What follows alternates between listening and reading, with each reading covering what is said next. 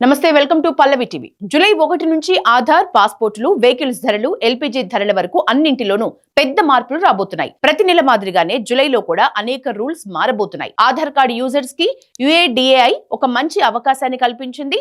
July 1 నుంచి December వరకు ఆధార్ లో ఈమెయిల్ ఐడిని ఉచితంగా అప్డేట్ చేసుకోవచ్చు. దీంతో పాటు పేరు, చిరునామా, పుట్టిన తేదీ, జెండర్, మొబైల్ నంబర్ వంటి డెమోగ్రాఫిక్ సమాచారాన్ని కూడా ఎటువంటి ఫీజులు లేకుండానే మార్చుకోవచ్చు.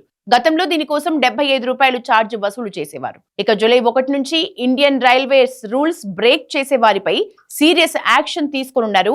జన విశ్వాస చట్టం సవరణల ప్రకారం టికెట్ లేకుండా ప్రయాణిస్తే కనీస జరిమానాను ₹250 నుంచి ₹500 పెంచారు. మహిళల కోచ్లలో ప్రయాణించే పురుషులకు ఏకంగా 2500 వరకు జరిమానా పడొచ్చు. అలాగే ఇతరుల టికెట్లపై ప్రయాణించటం, జనరల్ టికెట్ తో స్లీపర్ క్లాస్ లో వెళ్లటం, రైళ్లలో అనధికారికంగా వస్తువులు అమ్మటం, మద్యం తాగి గొడవ చేయటం లాంటి పనులకు భారీ జరిమానాలు విధిస్తారు. జూలై 1వ తేదీ నుంచి అమల్లోకి వచ్చేలా పలు వాహన తయారీ సంస్థలు ధరల పెంపును ప్రకటించాయి.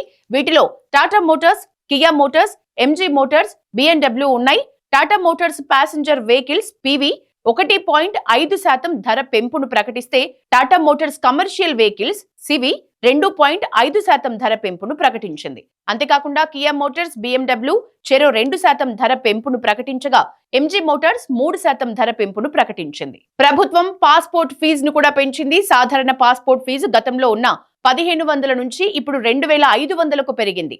అత్యవసర పాస్పోర్ట్ ఫీజు గతంలో 3500 నుంచి ఇప్పుడు ₹5000కు పెరిగింది. ఈ కొత్త ఫీజు జూలై 1 నుంచి అమల్లోకి వస్తుంది.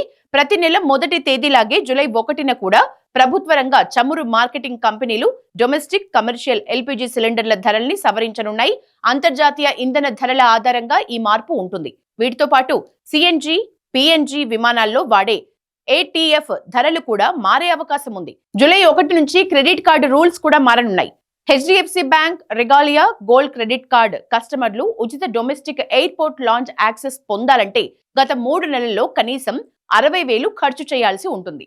జూలై 1 నుంచి ఉచిత లాంచ్ యాక్సెస్ కోసం క్వార్టర్లీ స్పెండింగ్ లిమిట్ ని ఎస్ బ్యాంక్ 10,000 నుంచి 35,000కు పెంచింది. ప్రభుత్వ చెల్లింపులు, ఇన్సూరెన్స్ ప్రీమియంలు, వాలెట్ లోడ్స్, పెట్రోల్, యుటిలిటీ బిల్లుల చెల్లింపుల్ని HSBC బ్యాంక్ రివార్డ్ పాయింట్స్ ని నిలిపివేయనుంది. ఇక జూలై 15లోగా సిటీ బ్యాంక్ క్రెడిట్ కార్డులు పూర్తిగా యాక్సిస్ బ్యాంక్ ప్లాట్ఫామ్ కి మైగ్రేట్ అవుతాయి. అయితే card number, pin, expiry date మారవు.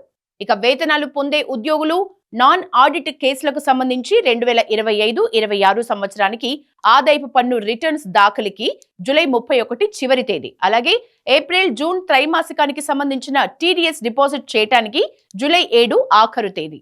ఈ మార్పుల్ని దృష్టిలో ఉంచుకుని ఫైనాన్షియల్ ప్లానింగ్ చేసుకోవటం బెటర్ అని ఆర్థిక నిపుణులు సూచిస్తున్నారు.